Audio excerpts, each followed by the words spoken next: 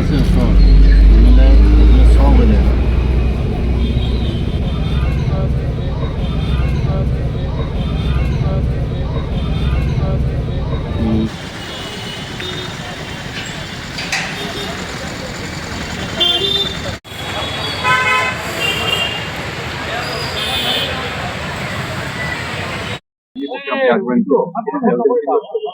তেখেতক এৰেষ্ট কৰিলে, বৰুৱাক এৰেষ্ট কৰিছে কেইবাটাও ছেকশ্যনৰ আণ্ডাৰত 196 তাৰপিছত 133 এনেকে গোটেইকেইটা এক ছেকশ্যনত কেইবাটাও ছেকশ্যনত আণ্ডাৰত এৰেষ্ট কৰিছে মানে মূল কথাটো হৈছে তেওঁ কমিউনেল ভাইলেঞ্চ এটা স্প্ৰেড কৰিবৰ কাৰণে চেষ্টা কৰি তেওঁ যিখিনি কাম হেৰি কৰিলে গৈ পেলাই হেৰি কৰিলে পোষ্ট দিলে পেট্ৰল পাম্পত গৈ পেলাই তেওঁ হেৰি কৰিলে অকমান দম দিয়াৰ নিচিনাকে বুলি কৈছে আৰু থ্ৰেটিং দিলে আৰু তাৰপিছত ছ'চিয়েল মিডিয়াত ছ'চিয়েল প্লেটফৰ্মতো পোষ্ট হেৰি কৰিলে আৰু সেইকাৰণে যিটো হেৰি কৰিবলৈ কমিউনেল যিটো হেৰি কৰিছিল ডিছহাৰমনিটো কমিউনেল ডিছহাৰমনিটো স্প্ৰেড কৰিবলৈ হেৰি কৰিছে সেইকাৰণে সেইটো সন্দৰ্ভত তাক এৰেষ্ট কৰিছে। আজি ইয়াত আহি পেলাই তেওঁ প্ৰডিউচ কৰিলে 3 দিনৰ কাৰণে ৰিমাণ্ড বিচাৰিছিল। ৰিমাণ্ডটো আমি অপ'জ কৰিলো আৰু হয় মই যিটো বুজিছো ৰিমাণ্ড নিদিয়ে, ৰিমাণ্ড নকৰে।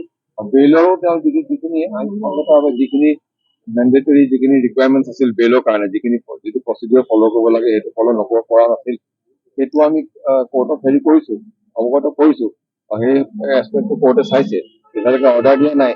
সেইকাৰণে আমি কৈছো তেনেকুৱা এটা কাৰণ বহুতখিনি কথা আহে এনেই আৰু এটা মানুহে কিবা এটা ক'লে বুলি তাক ধৰি আনি পেলাই জ্বলাই সোমোৱাই থোৱা কোনো কথা নাই। ব্যৱস্থা কৰি চাই পেলাই কি ধৰণে এতিয়া অৰ্ডাৰ দিয়ে বেইলৰ মেটাৰত এটা ৰিমাণ্ডটো নিদিয়ে ক'লে ৰিমাণ্ড আমি পুলিচক নিদিওঁ।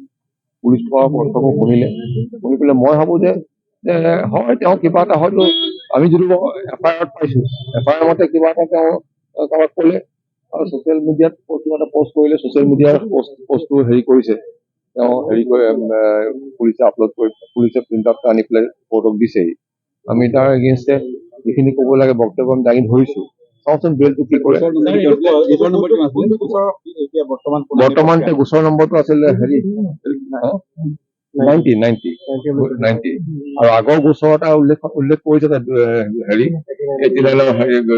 সেই গোচৰটোৰ কথা খালি উল্লেখহে কৰিছে তাত আৰু অইন কথা একো নাই। সেই গোচৰৰ মই এফআইআৰখন চাইছো তাত তেওঁৰ নাম চাম নাই একো কিন্তু সেইটো এনেই এটা উল্লেখ কৰি থৈ দিছে কিন্তু এইটোৰ লগত কোনো সম্পৰ্ক নাই।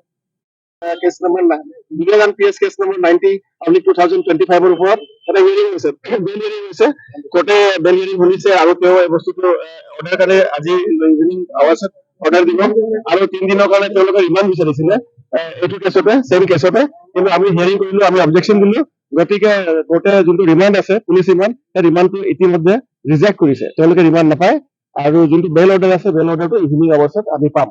আৰু যোনটো আৰু এটা কেছ আছিলে 89 অব্লিক 2025 বুলি কেছ এইটো কেছত তেওঁলোকে ছেকশ্যন 8 কৰিছে ছেকশ্যন 8 কৰিছে আৰু এই ছেকশ্যনৰ 8 কৰাৰ পিছত তেওঁলোকে শ্বৰ্ট এৰেষ্ট কৰিবৰ কাৰণে in the mean time ready হৈছে আমি তাতো অবজেকশ্যন দিম।